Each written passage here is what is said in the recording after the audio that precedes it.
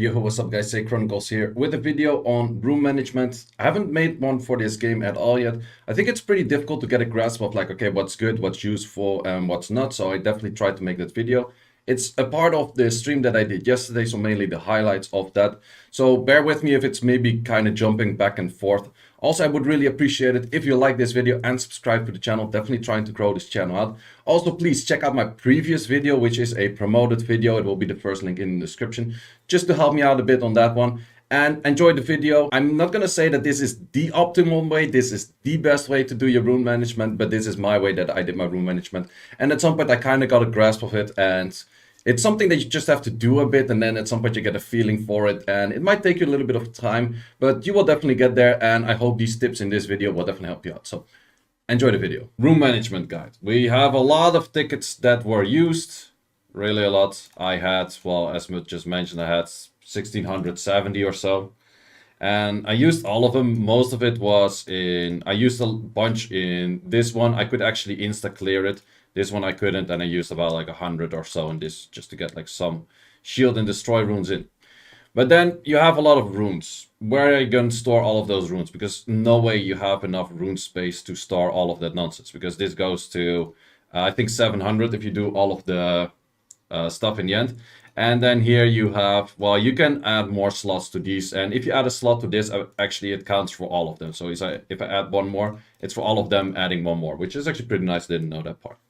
But then still, I had a few slots with 5-star runes. I pretty much disassembled all of them just to get a hell of a lot of those elemental shards or rune shards, whatever they're called, rune enchantment shards. Got a lot of those, so that was pretty useful. And yeah, then it was still the issue of like, okay, how am I going to store all of those runes? Because I got way more runes than this. At some point, legit, I had... I think over 400-500 legendary runes and that kind of stuff. So it was a lot to manage. So I did a few things.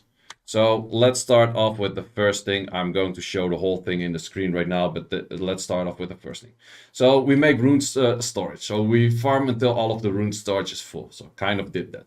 Okay, then we place all legendaries in one box. So legendaries, without checking any of them, I place them all in one box, which was this box for me right now.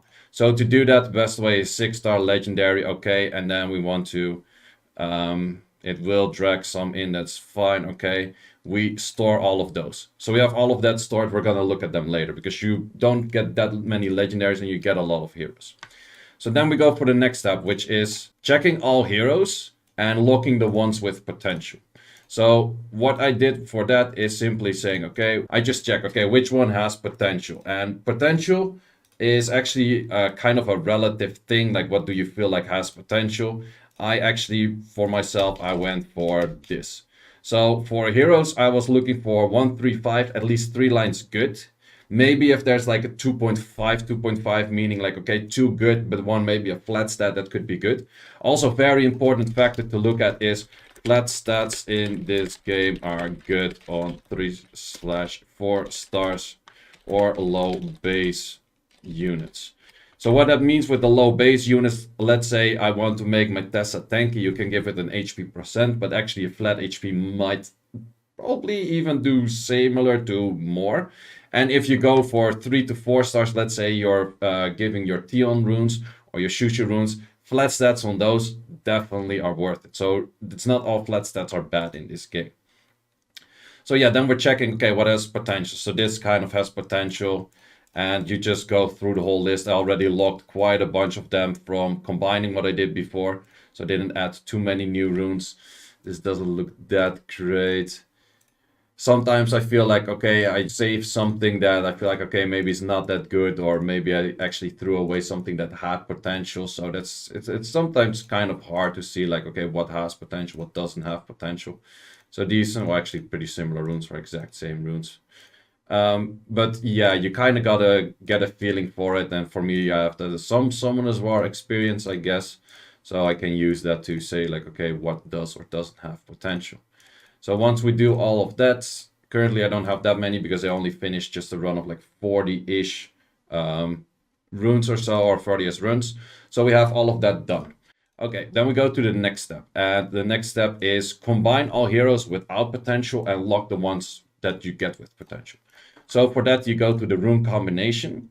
And in this case, I haven't exactly found the best setup to filter this, but I feel like switching between new and like new up and new down. This is where I start combining runes. Thing is, if you combine runes with this exact same, you will always get that same rune back. So the same rune type. If I combine 3 randoms or 2 random and 1 random, I can get pretty much anything. So in that case, for example, energy, I prefer to put 3 energies together. Endure, I care slightly less about, so I don't really always put 3 endures together. If you want to go specifically for shields or rages or blades and that kind of stuff, that is the way to go. This is one of those examples that you could say like, okay, crit damage good, crit rate good, but that rest in the middle is not great. But that's one of those runes. You can always give it a try until like 3, because if you up a rune to 3, it's not that expensive yet, but we'll get to the rune upping in a second as well. Well, second, quite a while later, I guess. But yeah, so you have to do this. Currently, I don't have that many runes, but I've been doing this for like hours and hours pretty much. Try to do something in the background so not being completely useless with your time. I did this while farming one of the dungeons that actually went a bit slower. So this is one of those that you could say like, ah, that's crit rate evasion, right? But attack speed is kind of useless. So I don't really like that one in the first place. And for heroes, you can be more specific on saying like, okay, this is crap, that is crap. Especially for the 1-3-5s. For the 2-4-6 slots, you can be more specific of like, okay, or less specific of saying like, okay, it has 1 good slot, 2 good slots, something like this. Pretty nice. Wow, perfect actually. So yeah, with that, you just keep doing this until you're pretty much done with it. And that can take quite a while. So with the power of editing, we're gonna skip ahead a bit. Well, that's all done. So then next step is we put all of those heroes with potential in a storage box, which we can do simply by saying, okay, this is one of those boxes with potential, but issue is I already have 2 boxes with potential. So currently I have 2 boxes with full potential hero runes that all have some stats that I say like, okay, all of these runes have something that I could say I could up them. So I have close to 400 of those runes. That's a freaking lot though. So yeah, I would have to store all of those in here, which doesn't even fit right now. That's how many I have. So, okay. But I do have enough space to draw in all of my legendaries right now that I didn't lock yet. So I'm going to draw all of those out, and which is the next step. And then I'm going to lock and combine the same thing with the legendaries. So after that, I'm done. And after that, I can go for rune upgrading. So first of all, let's go for those legendaries of combining them, because you also want to combine those legendaries. Issue is that I'm still seeing the not succession combining. And with this, I would have to switch this to a different grade of saying legendaries, and let's remove the heroes. So in this case, those are all legendary. Everything that's not locked. Oh wait, I didn't check them all yet. I first have to check them. Very important before I start like randomly combining everything. I didn't check them yet. So important to do everything in order. So these are kind of shit. This is useful, useful. This thing is one of those. It's like, okay, if it rolls fully in this, it could be okay-ish, but is it necessarily that great? Well, I don't have that many destroys, so I'm gonna keep it. So for that reason, you kind of have to check. Like same, for example, this one could be very nice if it goes full in crit damage, but there's 2 pretty much wasted stats on it, so I don't really like this one all too much. This one, just 2 as well. This one is nice. The thing is, you can give all of these runes a try to go to +3 and then combine them later or something. Let me actually check how expensive is it to do a +3.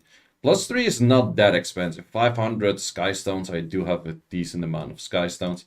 Like it starts getting expensive the moment you switch from those 2.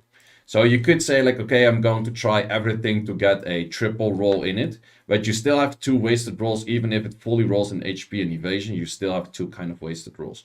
Does it matter all too much for a full tank set, for example? Not really, but if it goes once in speed, it's already wasted. So you could take your time of saying like, okay, I want to test everything. Does it roll once or twice or 3 times in the correct things? Am I actually going to do that? I'm not entirely sure, because that does take quite a while of time as well. But, hmm, because you already have two wasted rolls on it, so this one definitely useful. This one, don't really like it too much, but gonna give it a try. You can also do this in certain iterations. So first iteration, you're gonna first remove everything that's absolutely garbage, and you're still gonna put some runes in that you feel like, okay, I might lock it just to see if it goes like fully in one thing or fully in one or the other. I think I'm gonna do it that way. And then afterwards checking something else. Oh yeah, by the way, want to see a fun rune? This is the very first rune that I upped. I'm like, okay, this is a nice one. So it's sure it's C1, C1, but at the moment I saw this thing, I went instantly plus 15. Jesus, take the wheel. Oh, quad crit damage. That's an interesting one. Garo is going to like that one. So yeah, continuing on with checking all of them runes. Especially for the 246s where you probably don't have too many of. You don't want to be too picky and like removing everything. You kind of want to check whether maybe something you can also just store a bunch of those runes and check them later. Deck slot 4s. Yeah, some of those slot 4s you might actually think like, okay, is this actually good? And this is one of those weird ones that don't ask me why I got another quad roll on this, but you have a crit rate slot 4 with def and HP. This is definitely something that you want to keep because you can do pretty good stuff with this. These are the kind of runes you like to see. Everything, like, this is absolutely... This might actually also go on the Garo. Wait, the Garo is missing a slot 5 and a slot 6, so definitely something I can fit in for that as well. Potential. A lot of those runes with just crit rate, crit damage looks very nice to add a lot of damage to a unit, but you have to keep in mind, especially in PvP, you cannot just go pure damage on units and expect them to do well, because units are going to get one shot. So you do need somewhat of like a little bit of tanky stats in there as well in Brawl. Like sure in PvE you can totally get away with going full damage on your units and will totally be fine, but in PvP I would be somewhat hesitant on going full damage or full glass cannon on any unit. Also resistance runes and accuracy runes, there's going to be a time where you could be like, this specific set has so little accuracy, but I still need that accuracy, and then if you have a good accuracy slot 6, it can help you out quite some. Okay, that's about that for those. So those are all locked, then we can go on to the next thing, which is... So that was locking, and then we can combine all the legends without potential. And that, yeah, you just have to kind of scroll through. You could once again say like, okay, I would like to keep the energies together, so I for sure get energies back, because energies for me as Orbia the thing I need the most. If it has potential such as this one, you will lock it. If it doesn't, then, well, you just do it again. So this one doesn't seem that great, but it is an energy.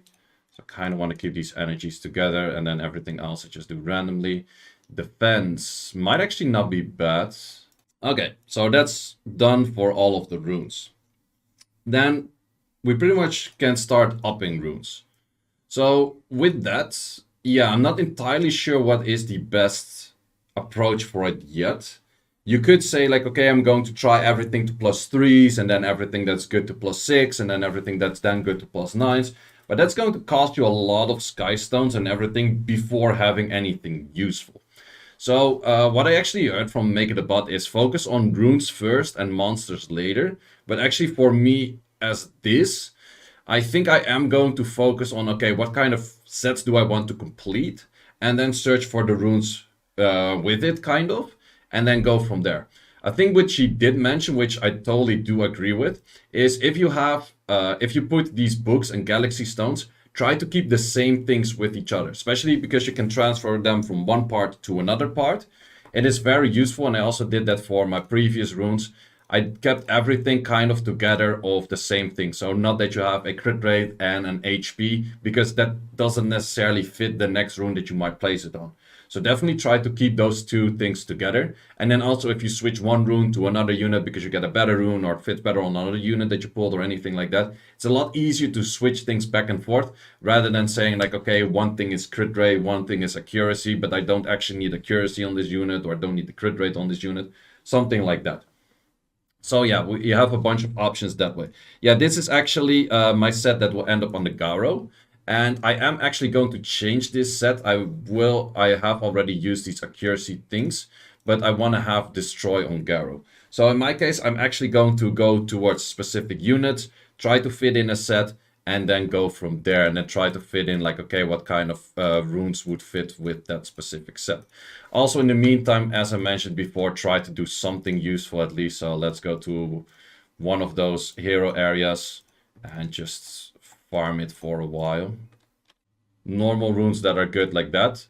I still have a lot of runes in here, but I think I will first check on the legendary runes if I have like a specific rune, and then the pieces that I miss out, I will get them from hero runes. I think I will do it something along the lines of that.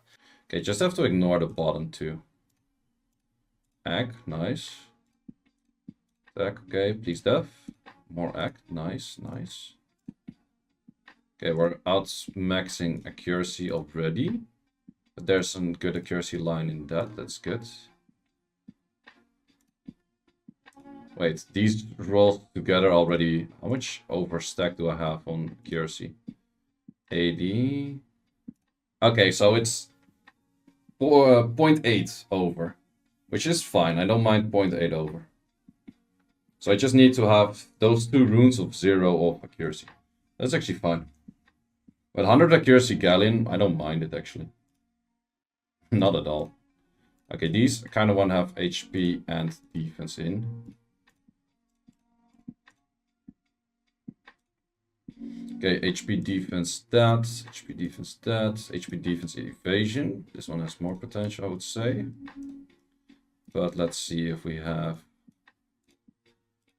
We go endure. Ooh, this one is very good.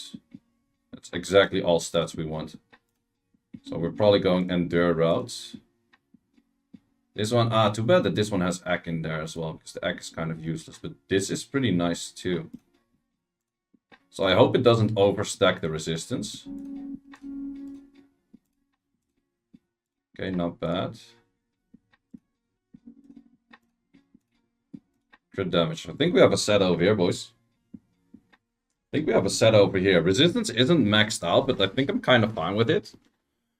We don't stack too much in attack, but we have a lot of freaking defense. So this one has no wasted rolls. This one is somewhat wasted, but that's fine. No wasted rolls. No wasted rolls. No wasted rolls.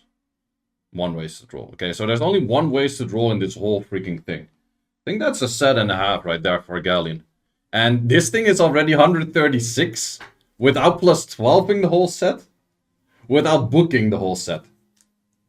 Yo, that's insane. So, okay, now I would have to look for rune succession. Because currently I could up all of these runes to plus 12 myself. That would be a thing. It would cost quite some. Still have more than enough resource for it. But it is actually easier to do this by rune succession. But the only thing is rune succession is somewhat hard to find your stuff that you want to succeed. But since we have them equipped, it's somewhat easier. This thing. I can give this in. So this also shows that you make it to plus 14. So I save a whole bunch of materials for not making it, for not doing it myself. So this, and then that book. So every time I do the rune succession, I go from 12 to 14, which saves me 80k gold. Oh, you can't really see it because of chat, but it's 80k gold and 9.3k sky stones. Sure, it does cost more than this because I've seen some successions that cost me like 1.2 or 1.3k in these things. You actually need a lot of those. But you do save a lot of gold and you do save a lot of sky stones by doing it. Well, I might just throw these books over just for the succession and then later decide if I want to put better books in it. I think I'll just go that way.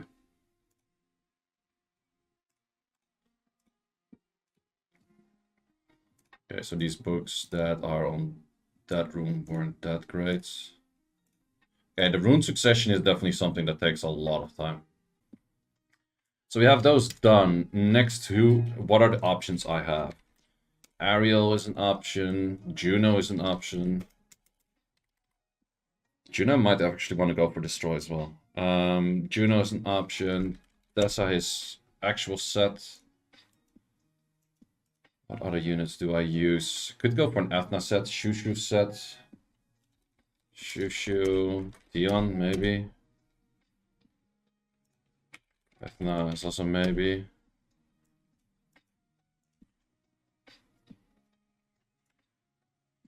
I'm thinking about bowling Fang. I think I have a Fang. Oh, Theor.